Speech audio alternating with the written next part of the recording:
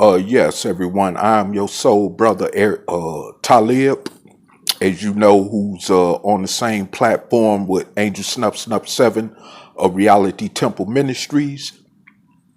Uh, okay. Well, I have some general discussion stuff to speak on in this video, but I will be getting to my main title of this video, which is called Is America Really Black People's Country? Well, anyway, moving along, I got to say that today I was looking at a situation online that took place in Memphis, Tennessee, where a sister got attemptedly carjacked by some teenagers, obviously, who were also dark-skinned descendants of slaves, and one of them got caught. And now she is breaking her lease, and she has to pay $12,000 to do it because she want to move herself and family somewhere else to where they could feel more safe. And she's talking about getting a gun. At first, which she said she wasn't, wanting to do, but now she is going to get her a carry concealed weapon. And, hey, I don't blame her. Because, I mean, we got to protect ourselves out here some kind of way, I mean, it's just so bad out here right now. We got to protect ourselves, and we can't really depend on the law to help us. We can only do that to a certain point, to the point where then we have to eventually figure out a way how to protect ourselves. But this reflects on the video I made last week, titled "Black on Black Crime." As for those of you who watched the video on my channel, who saw what I had to say in regards to that. But anyway, what I have to say also again in regards to that is, where's your El Sharptons? Where's your Louis Farrakhan's? Where's your Jesse Jacksons? Where's your Black Lives Matter movement at with all this going on as far as black on black crime is concerned? Now, mind you, I must say that, yes, I agree that we have to do something about this situation. And of course, Operation Exodus Mississippi, which me and brother Angel Snuff Snuff 7 had going as a platform, has all the ingredients to bring a remedy solution to that, which has not been tried yet. But of course, it fell on deaf ears. Anyway, but yet we're still trying this other stuff that has not worked for us as descendants of slaves born here in America,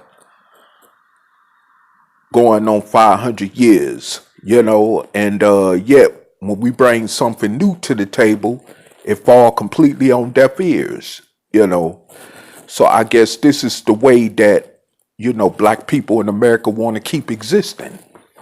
We got to worry about black on black crime, racist police brutality and all this other crazy crap going on,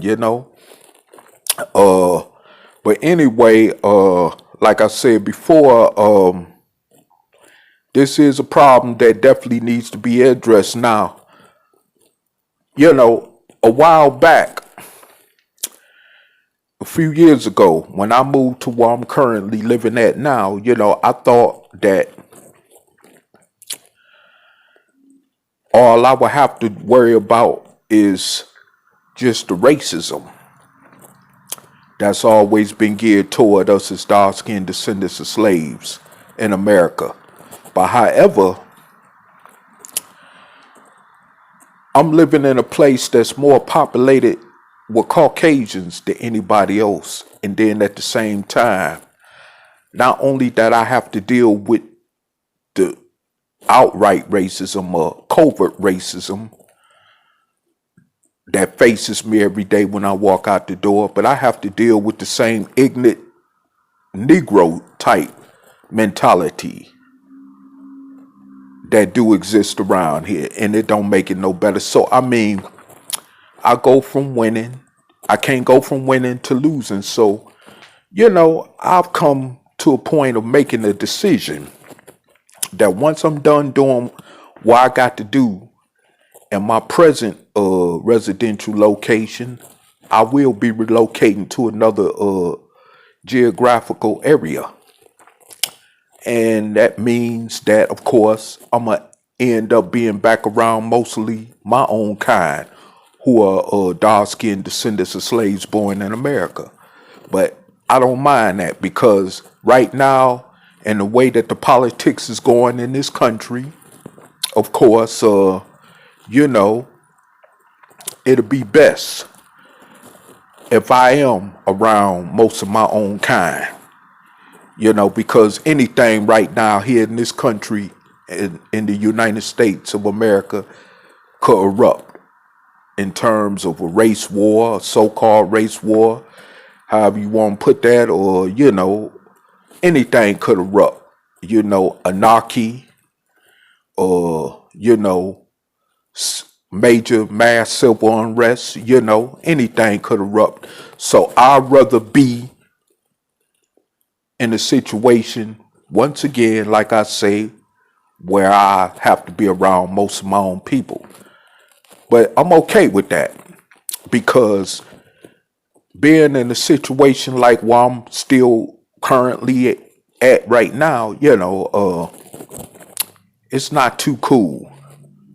And then, like the Honorable Elijah Muhammad once said, and for those of you who don't remember or know who he is, he was the founding leader of the Nation of Islam that Malcolm X was once a part of before he broke away from that. But anyway,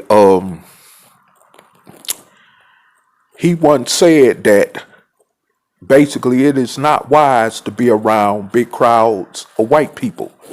And that's true. And I'm coming to find that, to be more prevalently as a fact of truth. Because if you look around, like, remember when Donald Trump ran for president, and you seen blacks going to rallies that he was holding, and they were being attacked by among those who were in that most majority white political rally crowd that he had going. And he even approved of these attacks that were taking place against these black people that were just there exerting their freedom of speech, or rather to say exerting their right to freedom of speech, and were in the process attacked physically by his supporters, even to the point of being racially insulted, rather to say. Well, it's physically attacked, and he approved this publicly, which is a known fact. And anywhere you go, whether it's a sporting event, a concert, anything could erupt with black or brown people being among big crowds of Caucasians, especially the racist kind, especially like your ones that's the mass shooters, like we've been seeing in El Paso, Texas, Dayton, Ohio, just recently in another part of Texas, in Odessa, Texas, and I mean, the list could keep going on and on and on and on, So, like I said before, it's not good to be around no big crowds of Caucasians, especially when you got them far right groups like the ones that caused all that chaos ruckus in Charlottesville, Virginia, a couple years ago, and the ones that have been out there in Portland, Oregon, holding those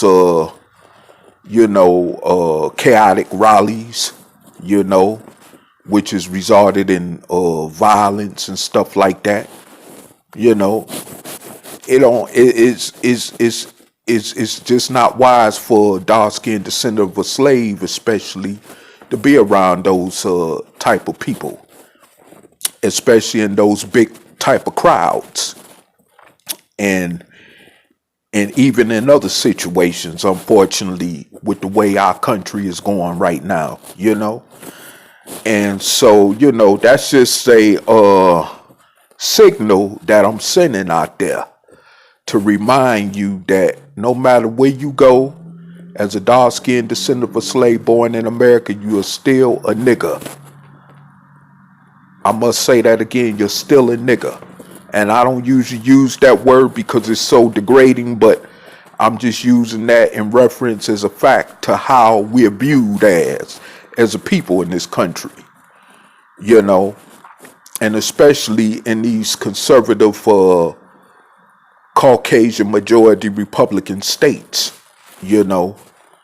like one that I live in, and I mean, we really, got to be fully aware and awoke where we're around and aware of our surroundings no matter what goes on, and I mean, this is the reality that we face as so-called Black or African Americans or Comedics or Hebrew Israelites or however we refer to ourselves as, and those who I'm speaking of as dark-skinned descendants of slaves here in America. But as I said before,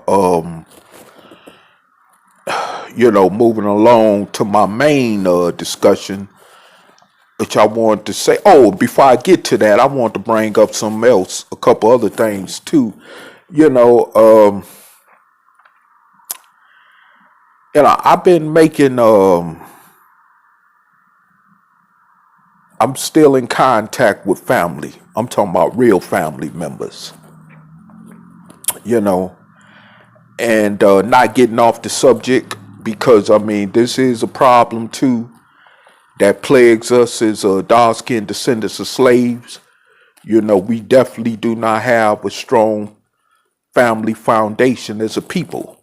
And of course, as we know, in history, slavery destroyed that. But however, I want to say that,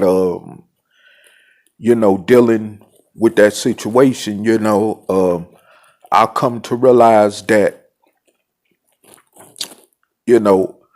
just because someone is your biological relative, don't mean that they are your friend, don't mean that they love you, don't mean that, they care about you. As a matter of fact, I know about situations that have taken place numerous times during numerous occasions where people were actually killed by their own brother, their own sister, whether it was over money, whether it was over drugs, or, whether it was over a whole list of sort of things, and were even set up by their own relatives to get harmed some kind of way, or even got set up by their own biological relatives to the point where someone else who was an outsider was allowed to, bring harm to that relative that they had set up. So, that don't mean nothing. because someone is your biological relative. They just as worse as that person that they used to harm one of their own relatives. That's not a relative of that uh so-called family. You see, so that's that biological relative stuff could go out the window when it comes to comparing that to what in fact is a real family member. Because a family member could be, you know what I'm saying, a person that does a whole lot more for you than your own biological relatives. You know, I've been in situations in my life where people have actually let me in their house and didn't know me. Okay, I'm gonna say that again. They've actually opened up their doors and let me in their house and didn't know me. Didn't know if I was a mass murderer, a pedophilia, just some crazy nut off the street that would slit their throat at the given right moment of opportunity. They did not know none of this, but they opened up their doors to me. Okay? Never seen these people in life before. Never talked to them. But needed help, and they opened up their doors to me. And let me right in their own living quarters. Okay? I got relatives. And I'm talking about these people let me sleep, let me have a whole part to their house. Some of these people I met, you understand, let me have the whole basement to their house. Why I had access to anything. Okay? Which left me access to completely anything that was there. It's relatives whose places I can't go to like that, who would not open up their doors to me like that, who wouldn't care to open up their doors to me like that, which I'm fine with, okay? But I'm just saying, you know. So I just use that as a reference of an example to let you know that just because somebody is your relative don't mean nothing. I've had people that I've met on the streets that have seen me down and out, that would give me the last shirt off their back, which a relative would not do. Okay? Some of these so-called relatives, if they seen me right now, they'll probably want to pull a gun on me, or I have to do something to protect myself against them. That's that type of situation, okay? You know, and this is prevalent throughout America in general, far as family go, no matter even what ethnicity or so-called racial group you belong to, okay? But this is definitely a fact that exists in the so-called African American community, you know, due to lack of parenting, you know, due to well, I say lack of proper parenting, due to just having these illegitimate babies that they shouldn't be laying up having, you know, except for the purpose of collecting a welfare check or whatever, you know, and babies that are fatherless and even motherless in various cases, you know. So like I said before, then you got these women raising all these kids by themselves, you know, and it's just chaotic. And then you got mass incarceration which is further help destroy the black community throughout America. Then, of course, drug addiction that's played a very severe part in this equation of things concerning, so-called black people in America. So, like I said before, this has a lot of, twists and turns, especially dealing with the after effects of chattel slavery, you know, when it comes to dark-skinned descendants of slaves born here in America. So like I said, we are in a very serious situation right now, in terms of the fact that we have so many broken, what people call families, broken families, and that's a product of all that. That is part of the product of all that. And this is the reason why I want people to understand that if we could take a state like Mississippi, where it's a very big, large portion of our people overpopulated in, we could, we could use that state as a support backbone to help us change this entire situation. Well, at least it'll be a start. And then once we complete that project there, then move on to other places like Alabama and Georgia and do the same thing. Well, we have multiple states behind us where we can, carve out this situation into a better existence for ourselves.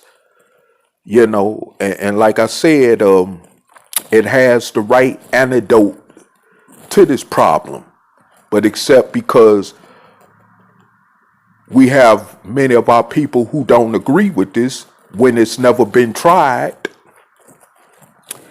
we will remain, in a situation of coming from broken homes, broken family structures, and stuff like that, of that nature. And it's unfortunate, and even since I've been grown, now that I'm in my early 50s, I've come to find out that after all, I'm not close to quite a bit of biological relatives like I thought I was in the past. Unfortunately, because of unfortunate crazy situations, and I but now when I see other people going through it that look like me, especially that is a dark-skinned descendant of a slave born in America, and even other people who don't look like me as well, when I see them going through that type of situation, it don't surprise me. Because, of course, we're in America, in a society which is built on division, well as, of course, racism. So, that being in a society like this, which a brother would call a cesspool, this is what people got to expect. This is what you're living amongst. People that's full of division, So, like I said before, but especially those, because primarily I speak of those because that's my main concern, of those that look like me who are dark-skinned descendants of slaves born in America. So that's why when I say that that's who I particularly refer to, and when I see another dark-skinned descendant of a slave going through what I'm going through, in that aspect, it don't surprise me. For as many fathers, you know, that have been to prison and jail, which is something I could relate to, and left many families fatherless, you know, wives husbandless, children fatherless, women who went off or that's doing time in prison, then left many children motherless. I mean, so I mean this situation and it's part of the destruction aspect of things when it comes to us as a people, but we keep on falling off into this trap. Even when a lot of us know what's going on with this, but we still falling off into this trap, you know? So, I mean, it's like, you know, I, it's very sad when I look at this and when I see this for what it is. But this is something that I really thought in this general discussion leading up to my main topic or what I had to speak on, because this is a very, very serious situation, when it comes to the so-called black family in this country. It's a very serious situation. I mean, we got cousins, people that are cousins, gang banging, killing each other over gang banging colors. Because you threw up a different gang sign that a other rival gang didn't like. You get shot, and it happened to be by your own cousin. I mean, So I mean, it's all kind of crazy stuff. I mean, that's taking place. That needs to be addressed, and that's why I'm bringing this up. Because it really needs to be addressed. And I mean, if we don't address this, we will go extinct as a people. I mean, in order for us to even come together to form some type of kind of strong foundation and organization as a people, we got to stop the violence.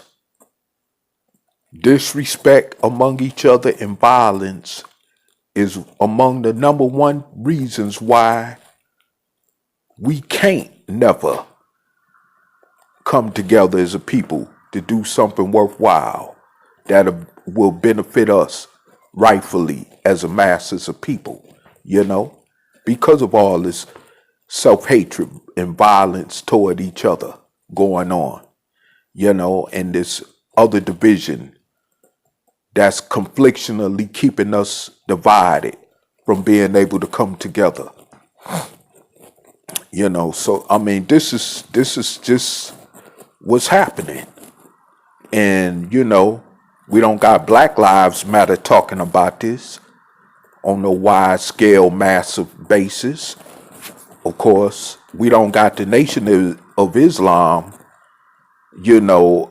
trying to really do nothing about this effectively, when these are organizations that claim that they love black life, but have proven otherwise, in their history, however long their history as organizations extend out in terms of time wise, but like I said before, we are, in a situation that we have a whole lot going against us, and we need to address it and stop being cowards and punks and be men and women. I mean, we have a lot of fatherless and motherless children running around out here. That like I said, many of us shouldn't have laid up in the first place and had. just to bring them into a hellish existence like this to begin with, and and even and the reality is that we have some of these children that come from what people call well-to-do uh home structures, where their parents had good jobs and stuff and tried to raise them according to what they say the best way they knew how, and they still turned out to be undesirables.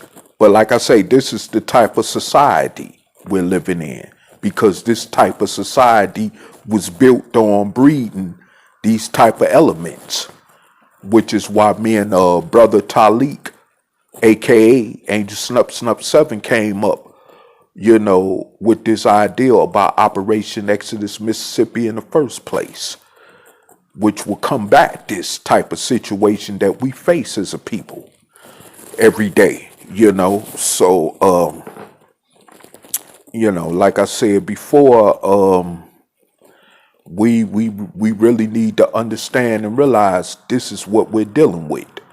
And on to my main topic, before I close out, what I would like to really talk about also is that for those of you, who go around here talking about this is my country, I'm just as American as anybody else, and I belong here just as much as anybody else, and I got the right to be here in America just as much as anybody else that is. Well, of course, as history is shown and proven,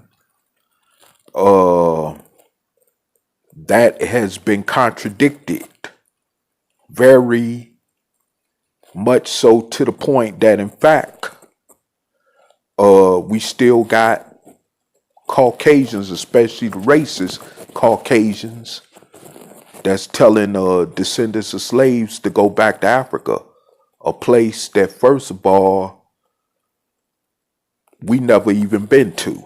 Okay, I'm gonna say that again. A place, first of all, that we've never been to. Even though that's up for another discussion at another time, especially for those of you that want to debate or argue that type of subject, which me and brother Angel Snup Snup 7 has talked about countless of times in different videos, on both of our channels, and but however, then you got situations where, like I say, it's definitely not because of the way that this crazy president we got has created more division.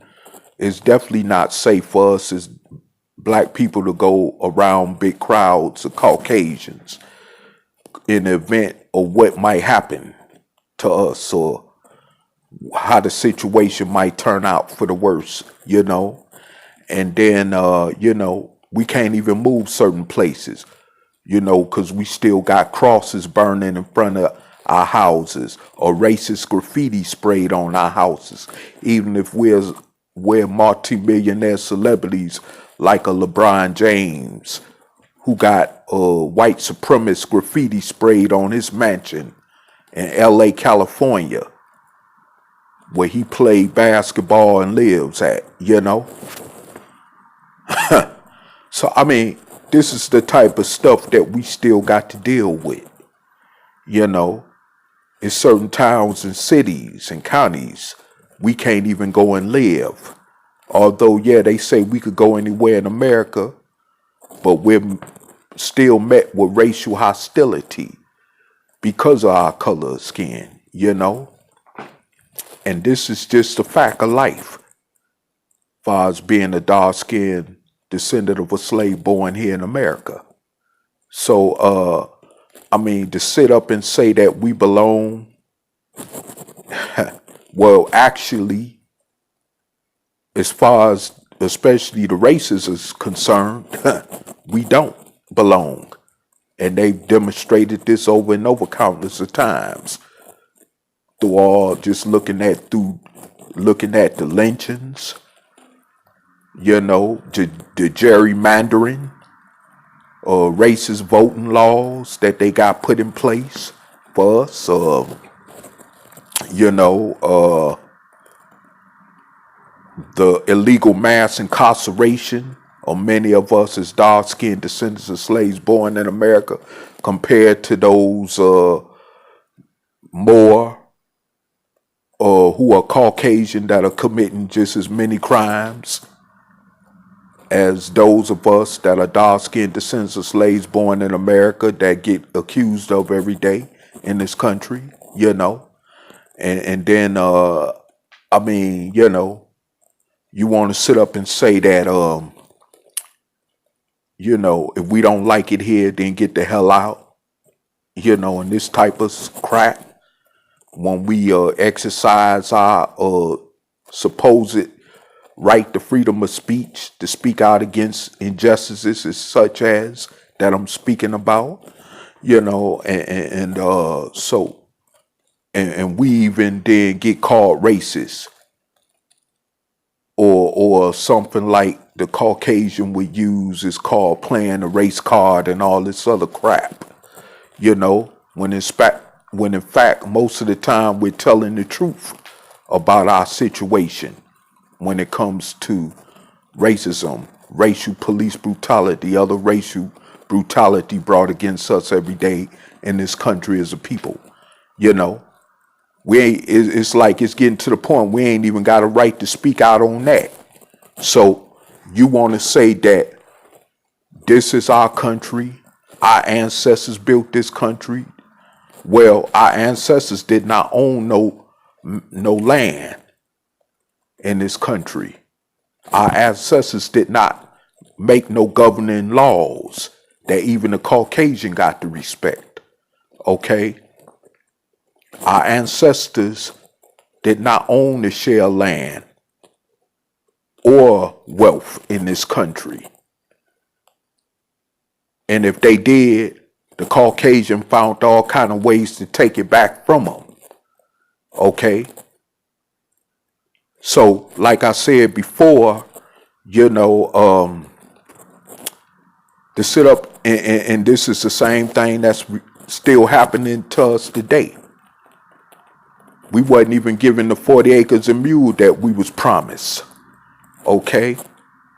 So to sit up and say that we have just as much as right to be in America or to be called Americans, well, that's your choice if you want to be called an American or even feel accepted as an American. But I'm just giving you the reality of the truth that contradicts that notion of thinking, and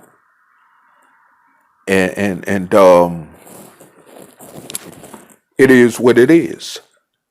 This is why I always say that if you could find a country to go to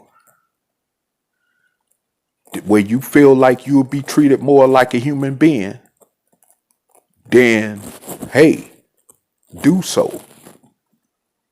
Regardless of what your relatives think or what anybody else say or think, do it. Because it is definitely hell being, black in America. It's hell. To the point where, like I say, if you even speak out against racism, it's like now all of a sudden the so-called or what they call playing a race card that'll be used against you, and it's like it is what it is. We don't have, first of all, we're still considered 3/5 of a human, let alone as a citizen. So let's not forget that. You know what 3/5 of a human is, right? That's getting treated just as worse as a animal pet dog. Yeah. Okay. So, to sit up and say that you're an American, I mean, they don't care nothing about that. Just ask them black World War I veterans. Ask them black World War II veterans that came back to America that had to face all them lynchings, murder and mayhem, just because they was trying to assimilate into this society as being Americans through marrying white women or even trying to talk to a white woman like Emmett Till. Ask them if they're Americans. Ask them brothers that came back from Vietnam if they're Americans. We talking about people that went overseas to give their life for this country. Okay, ask them how it feels to be an American. Even those that went to recent wars, like in Afghanistan, the Persian Gulf War, the war they just got done having in Iraq, and came back just to still be treated like a so-called third-class citizen. Okay, so I mean, you know, don't sit up and tell me that I have just as much as right to be here in this country when that's not a reality. You know, that is just not the reality of things. I mean, all you got to do is look around. Everywhere you go, you being racially profiled. Somebody calling the police on you because you black or brown. That type of situation. You know, yeah, we got that type of covert racism going on. For those of you that didn't know, or even know, you know what I'm saying. But yet, you still want to call yourself American or say that you're an American. My parents fought for this country. Once again, your grandparents, your parents were still niggers once they came back from fighting in the war for this country. Remember that. Yeah, so what? Yeah, my grandfather fought in the Korean War. But when he got back to this country, he was still that same old, you know, sharecropping Negro that came from Mississippi. Okay? And he was treated just as such. Okay? So, like I said before, you're when you want to bring them things to the forefront, just remember all that. You are not American. Okay?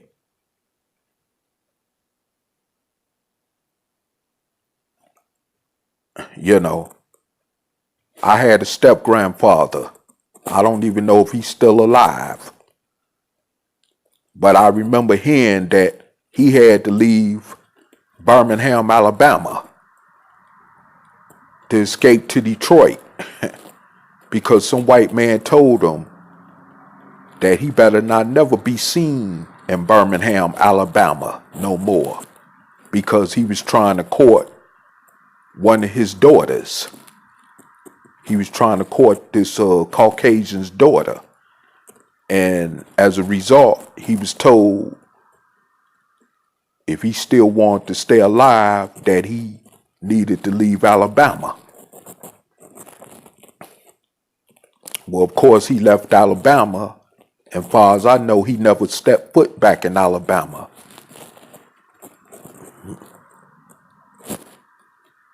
We talking about this decades ago, but he never stepped foot back in Alabama behind that. So, I mean, hey, this is a serious situation.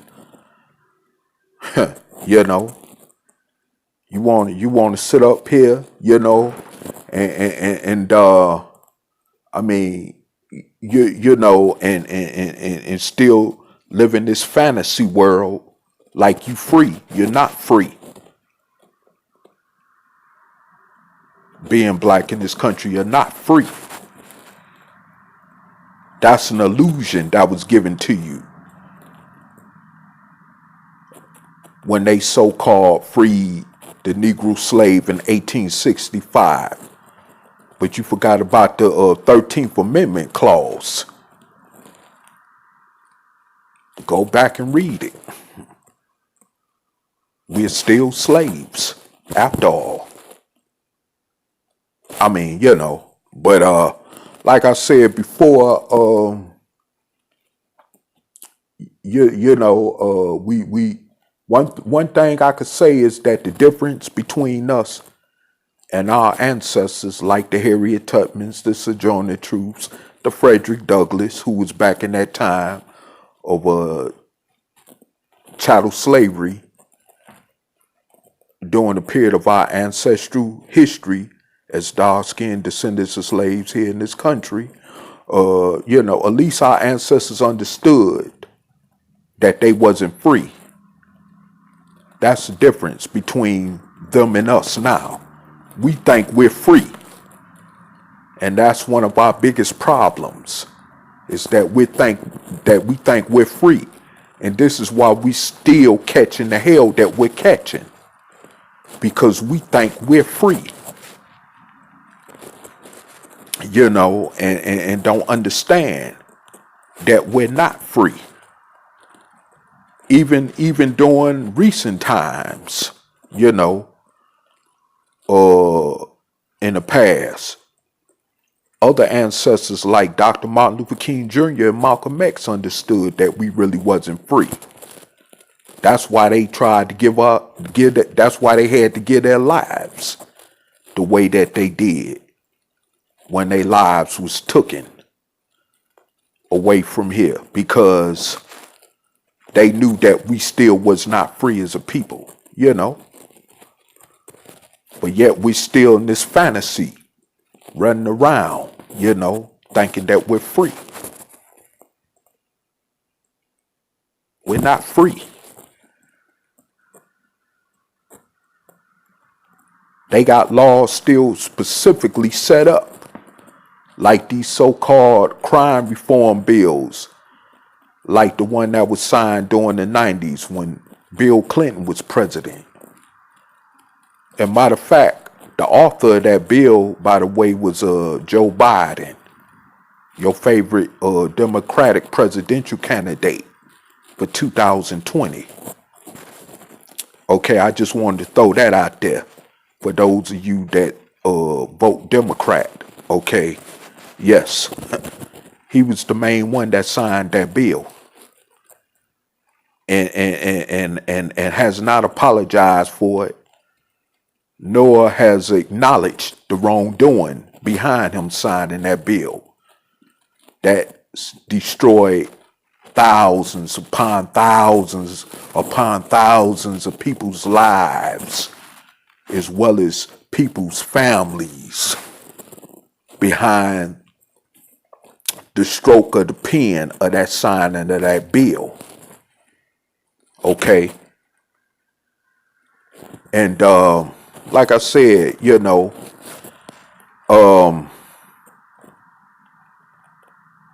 we have a lot to address once again when we want to think that we are Americans and that we belong here in this country, rightfully so, when actually history as well as the present has, as far as situations have proven that we don't have a right to exist here in America. And that's just the reality of it. This is why we need to get a state behind us to quarantine ourselves away from the rest of America, like the idea with the Operation Exodus Mississippi campaign that me and brother Angel Snup 7 was trying to introduce to you as a proposal, so that we could use that as a massive route toward liberating ourselves. Like Brother said we needed something big in that way where we could really emancipate ourselves, even to the point of separating ourselves from America altogether, which many of you are not really interested in, especially those of you in the so-called black conscious community that claim that you want separation, but actually don't want to be separated from your slave master. You see, so that's the situation right there that we're dealing with. And we're going to keep getting the same thing as we always get, the same results that I've, covered in this entire video, So like I said before, I really don't have too much else to say for now, but I just wanted that to be, brought out as a reminder that you are not considered an American by the powers that be, that run and call the shots in this country and control the laws in this country. You, as a so-called American Negro, is not American. Please get that through your thick head for once and for all. But that's up to you. I'm just, throwing it out there just for you to marinate on, And with that said, I am going to be all 5,000, as a brother would say. And with that, peace.